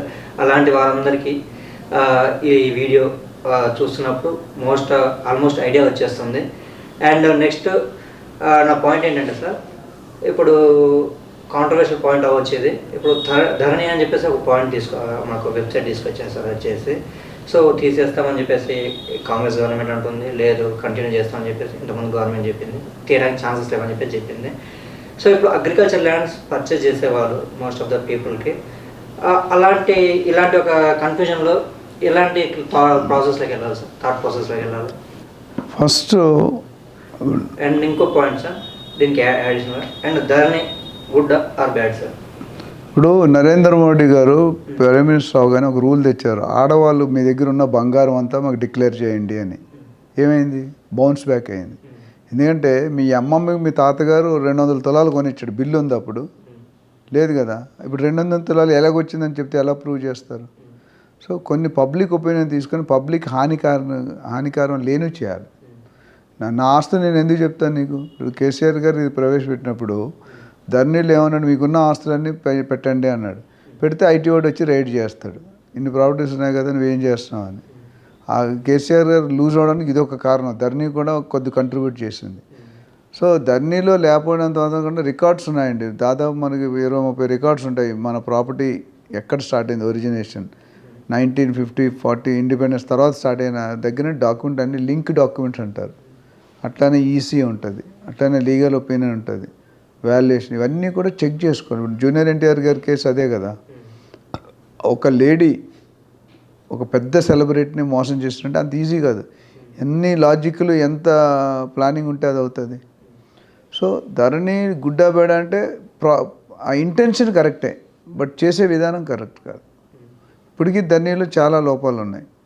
రేవంత్ రెడ్డి గారు ఏమంటారు, దాన్ని నేను బ్యాన్ చేస్తాను, దాని కొనసాగం 111 జీవో ఎత్తేము. సో వాళ్ళకున్న రీజన్ వాళ్ళు దాన్ని ఏం చేస్తారు, ధరణి మంచిదే ధరణి, బట్ కరెక్ట్గా చేయలేదు. అందరినీ రికార్డ్స్ ఎంటర్ కాలేదు, చాలామంది డిక్లేర్ చేయలేదు. సో దాన్ని ఇప్పుడు ఏం చేస్తారంటే ఇంప్రూవ్మెంట్ చేయాలి. ఇంప్రూవ్మెంట్ చేసి భూమాతను ఏదో పేరు పెడదామని ట్రై చేస్తున్నారు. So as long as public ఇప్పుడు ఏపీలో ఏమవుతుంది, ఏపీ ల్యాండ్ టైటిలింగ్ యాక్ట్ నడుస్తుంది. చంద్రబాబు నాయుడు ఏమన్నారు, నేను సీఎం అవగానే 2వ సంతకం దాన్ని రద్దు చేయమని పెడతాను. జగన్ ఏమన్నాడు, దీనివల్ల చాలా బెనిఫిట్స్ ఉన్నాయి. సో ఎవరు ఆర్గ్యుమెంట్స్ వాళ్ళకుంటాయి. యాజ్ లాంగ్ యాజ్ పబ్లిక్ ఎంత డేంజర్ అంటే ఓటర్స్ ఇప్పుడున్న యంగ్ యూత్ ఒక సీఎంని దించాలన్నా ఒక సీఎంని ఎక్కించాలన్నా ఓవర్ నైట్ పని, దానికి పెద్ద ఆలోచన అక్కర్లేదు. మనకు నచ్చితే ఉంచుతాం, నచ్చకపోతే తీసేస్తాం. ఇప్పుడు లాస్ట్ టైం టీఆర్ఎస్ 3వ కూడా వస్తుందని కాన్ఫిడెంట్గా చెప్పారు, కానీ రాలేదు. సో జనాల్లో ఇప్పుడు కాంగ్రెస్ గెలిచిందంటే కాంగ్రెస్ మంచిదని నేను చెప్పట్లే, వీడి మీద వ్యతిరేకతతో కాంగ్రెస్ గెలిచింది నా ప్రకారం. అట్లా అనలైజ్ చేసిన మన పొలిటికల్ కాదు చెప్తున్నా మీకు. So Dharani concept is good, but implementation is not correct. దాన్ని ఇంకా సరిదిద్దాల్సిన అవసరం ఎంతైనా ఉంది.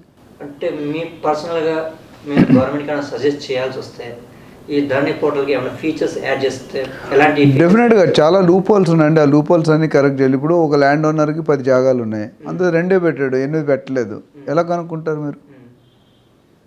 అర్థమవుతుందా? సో పెట్టినప్పుడు సరిగ్గా సర్వే చేసి పెడుతున్నారా? ఇప్పుడు ఒకప్పుడు 1950-60లో పెట్టిన ప్రాపర్టీసు ఉర్దూలోను తెలుగులో పెన్నుతో రాసేవారు, సిరా ఇంక్ పెన్స్తో. ఇప్పుడు ఆ ఇంక్ పెన్ 60 సంవత్సరాల డబ్బు ఆ పేపర్ పరిస్థితి ఎప్పుడైనా చిరిగిపోయే మోడ్లో ఉంటుంది. దాని మీద ఏం రాస్తారో కనిపించదు, అర్థం కాదు. సో దాన్ని ప్రాపర్గా సెట్ చేసి పెడుతున్నారా? అట్లనే సిస్టమ్ తహసీల్దారు, జాయింట్ కలెక్టర్, ఆర్డీ వీళ్ళందరిదే తిరగాలి. అలా కాకుండా ఒక సింగిల్ డాక్యుమెంట్ ఏదైనా ప్రిపేర్ చేసి పర్టికులర్గా కొనుక్కునేవాడికి అమ్మేవాడికి ఇబ్బంది లేకుండా అలాంటి సిస్టమ్ ఏదైనా అరైవ్ అయితే బట్ ఇట్లా చాలా లూప్ హోల్స్ ఉన్నాయి. ధర్నీలో ఓపెన్ చేస్తే 10 పాయింట్లు మాట్లాడవచ్చు. ఇక్కడ అది ఆ ఫోరంలో మీరు ఇచ్చిన టైం చాలదు. సో డెఫినెట్గా అది ఇంప్రూవ్మెంట్ చేయవలసిన అవసరం ఎంతైనా ఉంది. చేస్తే పబ్లిక్లో యాక్సెప్ట్గా అయ్యే అవకాశాలు ఉన్నాయి. ఇంకో కంపారిజన్ సార్, మీరు ఇందాక అన్నారు ల్యాండ్ టైటిలింగ్, ఆంధ్రాలో ల్యాండ్ టైటిలింగ్ యాక్ట్ గురించి బాగా ఇష్యూ నడుస్తుంది కదా. సో ధరణికి ల్యాండ్ టైటిలింగ్ యాక్ట్కి డిఫరెన్స్ ఏమన్నా చెప్తారా? ఇది తెలంగాణ, అది ఆంధ్ర. అది తెలంగాణ సార్. ధరణి తెలంగాణ, అది ఆంధ్ర. డిఫరెన్స్ అంతేనా సార్? నరేంద్ర మోడీ గారు నీతి ఆయోగ్ అని ఒక బాడీ, సెంట్రల్ గవర్నమెంట్లో బాడీ ఉంది. వాళ్ళు ఒక గైడ్ లైన్స్ ఇచ్చారు, ఏ స్టేట్ కావాలో ఆ స్టేట్కి అనుకూలంగా పెట్టుకోని. మన ప్రజెంట్ సీఎంగా మనకు అనుకూలంగా డిజైన్ చేసుకున్నాడు ఆయన. చంద్రబాబు నాయుడు ఏమంటున్నాడు ఏపీ ల్యాండ్ టైటిలింగ్ యాక్ట్? అసలు ఫస్ట్ నువ్వెవరు, మా ప్రాపర్టీస్ నీకు అధికారం ఎక్కడుంది? జగన్మోహన్ రెడ్డి గారు ఏమంటారంటే ఇప్పుడు ఎవరైనా ల్యాండ్ కొనుక్కుంటే ల్యాండ్ కొనుక్కునే 30 జాగాల్లో రికార్డ్స్ చెక్ చేయాలి, 30 ప్లేసుల్లో. ఇందా చెప్పా కదా, జాయింట్ కలెక్టర్, ఆర్డీఓ, తహసీల్దార్, వీడిఓ ఇవన్నీ కూడా. సో ఇప్పుడు ఆయన ఏమంటారంటే ఇవన్నీ మీకు ఇబ్బంది లేకుంటే నేను సర్వే చేయించి మీది అని ఒక డాక్యుమెంట్ ఇస్తా.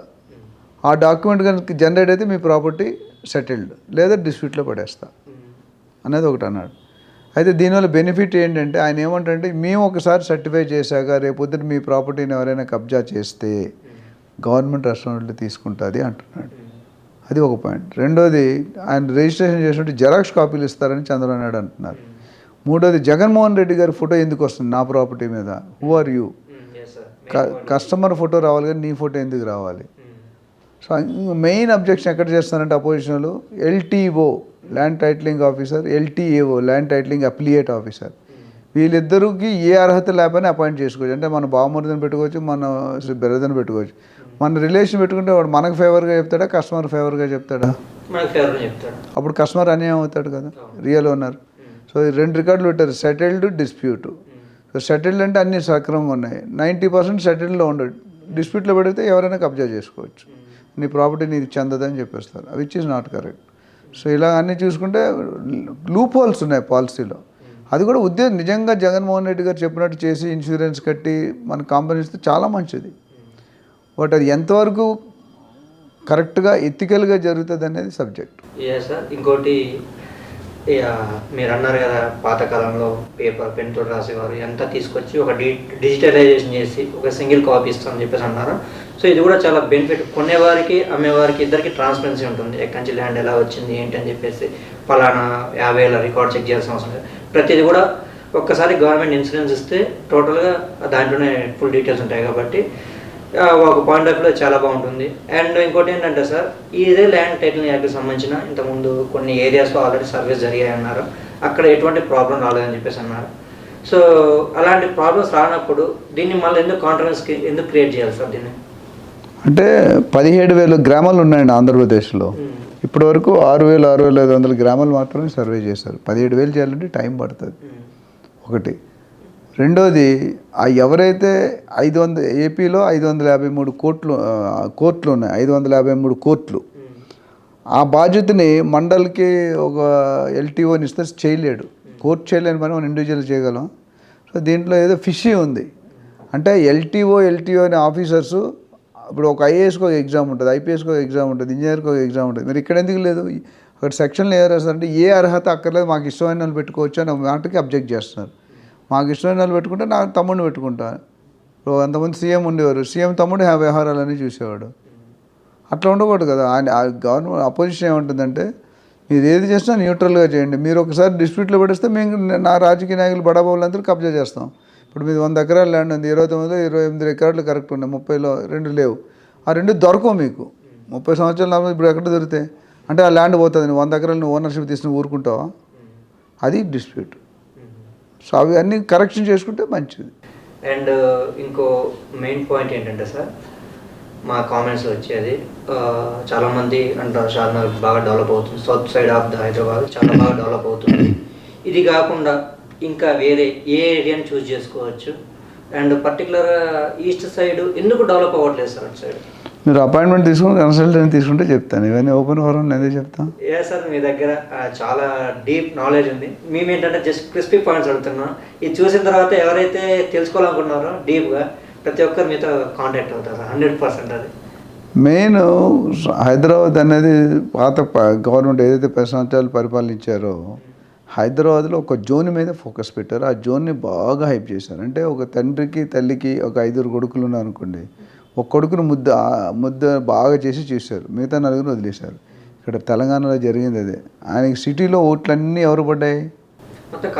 కేసీఆర్కి వచ్చేసి సిటీ బయట ఓట్లన్నీ ఎవరు పడ్డాయి? కాంగ్రెస్కి వచ్చి. నీకు అక్కడ అర్థమైపోతుంది కదా. సిటీ వాళ్ళు చాలా హ్యాపీ కేసీఆర్ గారితో, ఎందుకంటే 10 రూపాయలు 100 రూపాయలు చేశాడు, 100 రూపాయలు 1000 రూపాయలు చేశాడు, ఎందుకంటే ఇంక 3 పూలు 6 కాయలు. బట్ బయట వాళ్ళు ఒక పర్టికులర్ పోర్షన్ ఆఫ్ ద స్టేట్నే వాళ్ళు వాల్యూ ఇచ్చారు, మిగతా దానికి వద్దు. ఇప్పుడు రేవంత్ రెడ్డి గారు అందుకని ఏమన్నారు, వీళ్ళు హెచ్ఎండిఏ హైదరాబాద్ మెట్రో ప్లాన్ చేస్తే వాళ్ళు తెలంగాణ ప్లాన్ చేయమన్నాడు. సో ఎప్పుడైనా కొత్త గవర్నమెంట్ వచ్చాక పాత గవర్నమెంట్ చేసిన తప్పుల్ని కరెక్ట్ చేయడానికి ట్రై చేస్తారు. చంద్రబాబు నాయుడు గారు ఉన్నప్పుడు ఫస్ట్ టర్మ్లో రైతుల్ని నెగ్లెక్ట్ చేసాడో నాకు నినాదం, హైటెక్ మీద ఎంత ఫోకస్ చేశాడో రైతుల మీద చేయలేదని ఒక నినాదం ఉంది, అందుకని ఆయన లూజ్ అయ్యాడు. ఇప్పుడు కేసీఆర్ గారు ఫామ్ హౌస్కే పరిమితం అవుతున్నాడు, ఊర్లో తిరగడు, పబ్లిక్లో రాడు అన్న దీనిలో. ఇప్పుడు సీఎం అనేవాడు 24 అవర్స్ పబ్లిక్లో ఉండాలి అవైలబుల్. నాకు తెలిసి సీఎంగా ఉంటే 4-6 గంటల కంటే ఎక్కువ పడుకోరు నాకు తెలిసినంత వరకు. రామారావు గారి టైంలో నేను పర్సనల్గా కలిసినప్పుడు కూడా చెప్పారు ఆయన తెల్లవారు 3 గంటలకు 2 గంటలు లేచి యోగా చేసుకొని పెద్ద ఫుడ్ మంచి డైట్ ఫుడ్ తీసుకుంటాడు. తర్వాత పని మొదలు ఆయన మీటింగ్స్ పొద్దున్న 5 o'clockకే స్టార్ట్ అవుతాయి. అప్పుడు అన్నీ స్నానం చేసి పూజ చేసి రెడీ అయ్యేవారు ఆయన. అట్లా సో ఇక్కడ అలా జరగలేదు. సో దెర్ ఆర్ 1 రీజన్ కాదు 100 రీజన్లు చెప్పుకోవచ్చు. సో మీరు అడిగింది ఏ ఏరియాస్ అంటే ఉన్నాయండి, మొత్తం హైదరాబాద్ చుట్టూ కూడా వేరే డెవలప్ అవుతున్నాయి. For example Shadnagar Bengaluru highway బాగుంది, మోకిలా శంకర్పల్లి తర్వాత కొన్ని అది బాగున్నాయి. సో అక్కడ తక్కువ రేటుకు దొరుకుతున్నాయి. సో ఎవరైనా ఇంట్రెస్ట్ ఉన్న వాళ్ళు ఈ ఫార్ములా ఇంత తక్కువ టైంలో మాట్లాడలేం కాబట్టి ఏరియాస్ డెఫినెట్గా బాగున్నాయి. Maximum 80% areas are good. కావాలనుకుంటే మనం సంప్రదిస్తే మనం చెప్తాం. రెండోది ఈస్ట్ జోన్ ఎందుకు పెరగట్లేదు, ఈస్ట్ జోన్లో ఏముందని పెరుగుతుంది చెప్పండి. షాద్నగర్లో లేకపోతే హైటెక్ సిటీలో ఏముందని నేను చెప్పాను, ఇన్ఫ్రాస్ట్రక్చర్ ఉంది, ఫ్లైఓవర్స్ ఉన్నాయి, ఐటీ ఎంప్లాయీస్ ఉన్నారు. అక్కడేముంది, యాదాద్రిలో డెవలప్, యాదాద్రిలో కట్టుకొని ఉంటారు కదా, వచ్చి చూసి వెళ్ళిపోతారు. అది తప్ప ఇంకేమీ లేదు అక్కడ.